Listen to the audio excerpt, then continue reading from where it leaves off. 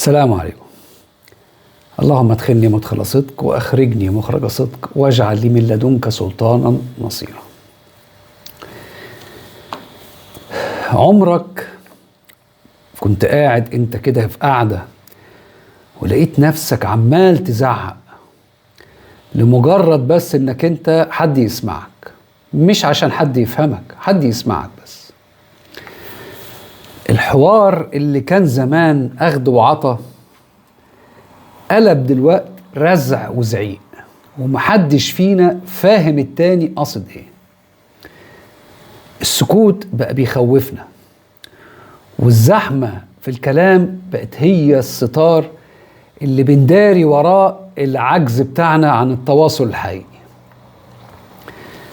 تعالوا نفهم ليه بقينا كده بنحب الدوشة وبنكره الاستماع كده، وازاي ده بيضيع علينا احلى معاني في حياتنا. الحكاية مش مجرد كلام بيتقال، الحكاية ان احنا فقدنا ادب الاستماع اللي هو اصل علاقة سوية بين البشر، سواء في بيوتنا في شغلنا احنا فقدناه، وحتى في القهاوي كمان. النقاشات بقت حاجة مزعجة جدا، يعني بقينا نتناقش ونلف في نفس النقطة والكل بيتكلم في نفس اللحظة ومحدش فاهم حاجة. المشكلة ان كل واحد بيبقى داخل الحوار وعنده قناعة ان رأيه هو الوحيد الصح المطلق، فهو مش محتاج يسمعك، هو بس مستني السكتة كده اللي بين كلامك عشان ينط كمان بجملته. التزاحم ده بيخلي الطاقة بتضيع في الهواء والنفوس تتشحن يا جماعة، ونخرج من القعدة كده دي واحنا فعلا ما شاء الله شايلين من بعض ومفيش حد فهم التاني، بدل ما نكون قربنا من بعض. يعني بقينا بنسمع بودنا بس، لكن عقولنا وقلوبنا مقفولة فعلا بالضبة والمفتاح. كل همنا ان احنا نسمع صوتنا بس. فلو ركزنا شوية هنلاقي ان الحوار اللي من النوع ده موت اكلينيكيا لأي تفاهم بين اتنين، لان فهم المعنى محتاج هدوء، والزحمة والزعيق عمرها ما جابت خير. احنا محتاجين نرجع نتعلم ازاي نسكت عشان غيرنا يتكلم، وازاي نسمع بجد عشان نعرف نرد صح، مش بس نقعد نرد بسرعة وخلاص. هديك مثال كده موجود. تخيل اجتماع شغال او قعدة عيلة كده فيها 10 اشخاص. الدراسات بتقول ان الحوارات الزحمة دي نسبة الفهم الحقيقي بتقل ل20% بس. يعني في 80% من الكلام اللي بيتقال في الزحمة ده كله بيطير في الهواء ومحدش بيستوعب حاجة. والتوتر كمان بيعلى أكتر بنسبة 50% بمجرد ما في اتنين عمالين يقطعوا بعض في الكلام. تلاقي الأم بتنصح بنتها والبنت بتقاطعها عشان خاطر دافع عن نفسها، والأب يروح داخلك في النص بصوت عالي ما شاء الله عليه، والنتيجة صفر حلول. الكل بيخرج مصدع والنفوس شايلة بمجرد بس ان احنا ما عندناش صبر نستنى لغاية اخر الجملة ونتكلم، كأننا بنحارب مش بنتحاور. طيب الموضوع ده تأثيره ايه علينا في الواقع؟ اول حاجة التفاهم بيموت في البيت، كل واحد يبقى منعزل في جزيرة لوحده كده.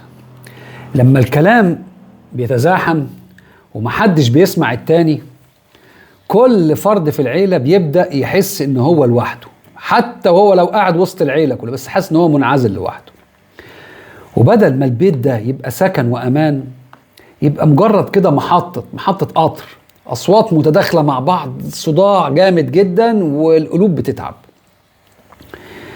الابن يبطل يحكي مشاكله لأنه عارف إن أبوه هيقطعه بمحاضرة طويلة عريضة قبل ما يكمل وصوته هيعلى.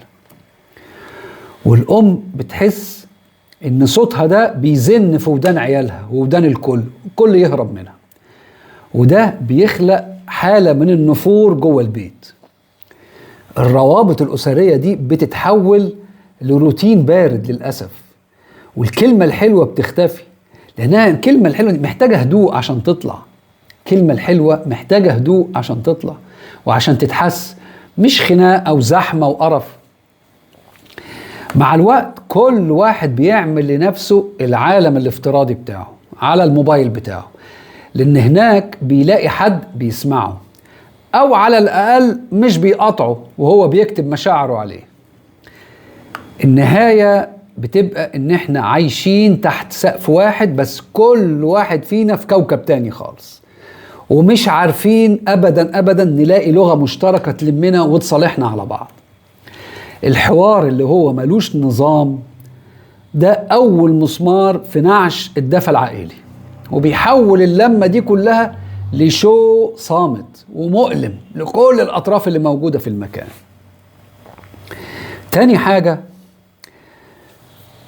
الحقيقة بتضيع وأنصاف المعلومات بتنتشر. الحقيقة هي أول ضحية للزحمة. يعني الناس بتحب تاخد طرف الخيط وتبني عليه أوهام، والقرارات في الشغل أو في البيت بتتاخد بناء على فهم غلط، لمجرد إن احنا ما اديناش فرصة للي قدامنا إنه يوضح، قطعناه. في الزحمة بتاعت الكلام ده الناس بطلت تسمع السياق بالكامل، تاخد أول حاجة كده وتروح مقطعاك وتبني عليها، وبقينا فعلا نصطاد كلمات ونحاسب بعض عليها من غير ما نعرف القصد الحقيقي اللي وراها ايه كان ايه.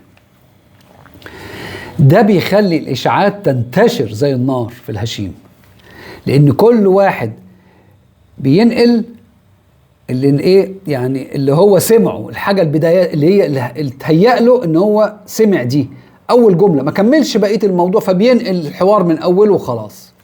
مش كل الحوار كامل بدقته، لا. في بيئة العمل ممكن مشروع ينهار وبتضيع مجهود شهور لمجرد ان الموظف ما سمعش تعليمات المدير بتركيز وكاملة، خد اول حاجة كده وكمل خلاص ومشي وعرف ان هي دي، لا. او ان المدير قطع الموظف وهو بيشرح لحاجة حصلت له كده معينة، حاجة خطيرة في الشغل. الغلط بيزيد، لان في النهاية التصحيح او الحقيقة محتاجة انصات، والانصات غايب، فبنفضل نكرر نفس الاخطاء واحنا مقتنعين تماما احنا بنعمل الصح ما شاء الله علينا وبنصلح الامور. الحقيقة محتاجة نور وهدوء عشان تبان. تالت حاجة، الضغوط النفسية كده انفجار ليها بيحصل، والعصبية بقى بتزيد. الاحتكاك الكلامي المستمر بيخلي الجهاز العصبي عندك في حالة استنفار 24 ساعة تماما، وده بيخلينا خلقنا ضيق ومصدعين طول الوقت، وبدل ما القعدة تريحنا بنخرج منها مشحونين طاقة سلبية وتوتر. لما تحس انك مخنوق كلاميا ومش عارف تعبر عن اللي جواك عشان في تسونامي جنبك، اصوات حواليك جنبك، ضغط دمك بيرتفع وبيعلى، توترك بيوصل لأعلى مستوياته. احنا بنعيش في حالة خناقة صامتة حتى واحنا بنضحك. عدم القدرة على توصيل المعنى بيولد إحباط داخلي بيكبر مع الأيام يا جماعة، وبيقلب باكتئاب.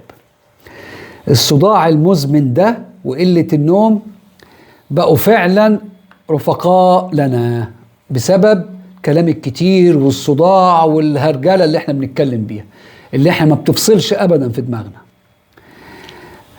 النفسية بتتدمر لما بتحس ان وجودك مهمش وكلامك ملوش قيمة وسط الهيصة اللي حواليك، وده بيودينا كده لانفجارات غضب في مواقف تافهة جدا بره البيت. احنا محتاجين نسكت كده عن الكلام شوية بيننا وبين اللي بيسمعنا عشان نفوسنا تهدى. رابع حاجة، تراجع الإنتاجية.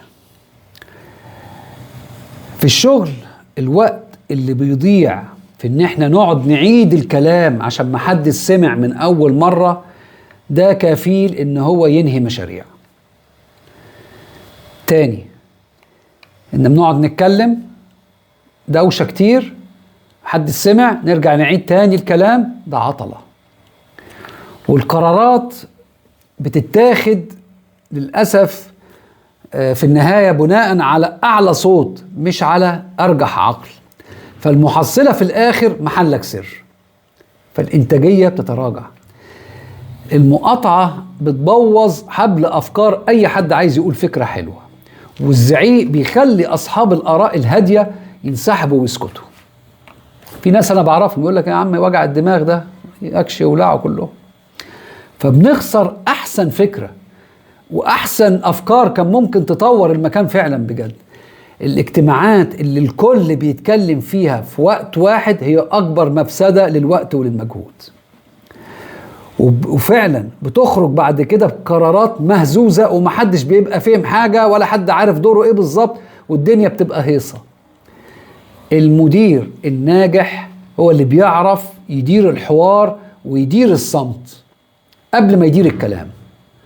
بس في واقع الزحمة دي كلها الكل عايز يبقى مدير ما شاء الله، والكل عايز يبقى هو صاحب الرأي وصاحب الكلمة النتيجة بتبقى ضياع هيبة العمل نفسه، والخطأ بيتكرر إداريا. في حاجات كتيرة قوي ممكن نتفاداها، بس لو قعدنا وسمعنا بعض بتركيز لمدة 10 دقايق في أي اجتماعات. البيئة اللي ما فيهاش نظام في الكلام بتبقى بيئة بتطرد أي كفاءة، وبتحول الموظفين كلهم كده لآلة خلاص بتردد كلام وخلاص وعايزة تخلص من الدوشة اللي هي حواليها. خامس حاجة وآخر حاجة، تشويه صورة المجتمع. لما المقاطعة الكتير والزعيق والصوت العالي ده بيبقوا هم الشطارة، والهدوء بيبقى هو الضعف، الذوق العام كله بيتدمر. والأجيال الجديدة الحلوة اللي طالعين لنا دول هيعتبروا بقى كده إن الحوار بالصوت العالي ده خلاص هو ده الديفولت، هو ده الطبيعي، إن لازم الحوار يبقى فيه خناقة. فبنفقد فعلا الحكمة والرزانة. هيبة الكبير كانت زمان في حكمته وسكوته، لكن دلوقتي الكبير بيضطر يزعق عشان الصغير ما بيسمعش، فالهيبة بتضيع والاحترام اللي موجود بين الناس بيقل. المجتمع اللي ما بيعرفش يسمع بعضه ده بيبقى مجتمع مفكك، وده بيأثر على الشخصية بتاعتنا احنا كمجتمع، وبيخلينا في نظر الآخرين ناس عصبية وفوضوية وما عندهاش صبر. وده طبعا بعيد كل البعد عن أصلنا الطيب. الرقي بيبدأ من أدب الاستماع، ولما الأدب ده بيغيب كل معاني الجمال والذوق في التعاملات كلها بتنهار، وبنعيش فعلا في مجتمع همجي. نصيحتي ليك، درب نفسك على السكتة الذهبية. عد ل5 قبل ما ترد عشان تسيطر كده على اندفاعك وتوزن كلامك. نمرة 2، اسمع بقلبك مش بودانك. حاول تحس باللي ورا الكلام عشان ردك يطلع رد حنين وطيب ومؤثر ومفهوم. 3 حاجة، بطل تكون مندفع، بطل تجهز المدفعية كده وانت بتسمع. ما تفكرش في الرد غير لما اللي قدامك يسكت تماما وياخد نفسه. خليك ترزي كده كلمات وفسر ردك صح. اسمع التفاصيل الصغيرة عشان ردك يكون في صلب الموضوع في الآخر، مش رغي وكلام. احنا عندنا ميزة كده او ميزة، عندنا اكبر عيب موجود ان احنا اول لما حد انا عارف كل، طب ما تسيب الراجل يتكلم وبعد كده احكم. لو القعدة قلبت سوء انسحب فورا. السكوت في وسط الدوشة ده هيبة يا جماعة، والانسحاب بالذوق بيحفظ كده قيمتك. استخدم الأسئلة بدل الهجوم، يعني بدل لما تهجم على اللي قدامك قول له قصدك ايه، بدل انت غلطت. ده يعني بيهدي اكتر، بيهدي رتم الحوار اكتر بينكم. احترم المساحة الزمنية لغيرك، سيب اللي قدامك يكمل جملته للآخر. ده حق أصيل يا جماعة له، زي ما هو حقك انت. بطل تكون بتتكلم على الفاضي والمليان، شغال على طول. اتكلم لما يكون عندك إضافة حقيقية، مش لمجرد انك انت تملأ الفراغ كده بس بتاع القعدة وتقول انا موجود اذا انا عايش. افتكر اخر حاجة، افتكر ان الحكمة بتسكن في الهدوء. الشخص الرزين هو اللي بيسمع كتير وبيتكلم قليل، بس بيتكلم بمعنى. في النهاية الكلام ده أمانة، والودن دي مستودع، فبلاش تملى مستودعك بالدوشة وتضيع كده أمانتك بالزحمة والهرجلة دي كلها. احنا محتاجين نرجع نحترم بعض، والاحترام بيبدأ بأننا ندي لبعض فرصة ان احنا نتنفس من يعني في الكلام، حتى ندي لبعض ونسمع بعض. الدنيا زحمة بما فيها الكفاية، فبتبقاش انت والزمن وكلامك على اللي قدامك. خليك هادي هادي عشان الناس ترتاح لك. افتكر ان الكلمة الطيبة محتاجة أرض خصبة كده عشان تثبت فيها، والأرض دي هي انك انت تسمع. لو كل واحد فينا ابتدى بنفسه كده وسكت شوية، الدوشة اللي في العالم دي كلها هتقل للنص، وهنسمع صوت قلوبنا فعلا بوضوح. الحوار يا جماعة مش معركة، مش خناقة، مش خناقة لازم تطلع منها كسبان. الحوار رحلة محتاجة 2 ماشيين جنب بعض، مش فوق بعض. لا، خليك مستمع راقي عشان تكون إنسان غالي، وعشان حياتك تبقى أنقى وأهدى وأجمل. مفيش أجمل من إنك تحس إنك أنت مفهوم، ومفيش أعظم من إنك تكون فاهم كل اللي حواليك بجد. تحياتي لكم، ونشوفكم في فيديو جديد إن شاء الله، وأنا آسف للإطالة.